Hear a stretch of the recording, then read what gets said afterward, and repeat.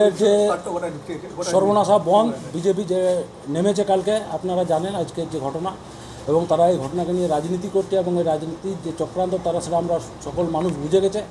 আজকে তাদের এই ঘটনার পরে কালকে তারা বন্ধ ডেকেছে 12 ঘন্টার যে বন্ধ। আমরা পুরুলিয়া জেলা আইএনটিটিউসির পক্ষ থেকে এবং আমাদের যে পরিবহন, সেই পরিবহন আমরা কালকে সচল রাখব। সরকারি পরিবহন হোক, বেসরকারি পরিবহন হোক, এবং পুরুলিয়া জেলার সমস্ত কল কারখানা থেকে শুরু করে দোকানপাট সমস্ত কিছু যাতে খোলা থাকে। আমরা দরকার হলে রাস্তায় নেমে এই বন্ধের বিরোধিতা করব। পূজার আগে এই বন্ধ কীভাবে দেখছে মানুষ, কী মনে করছে? দেখুন, বন্ধ একটা সর্বনাশা বন্ধ। মানুষের তো ক্ষতি হয়েই জনজীবনে বন্ধ ডাকলে।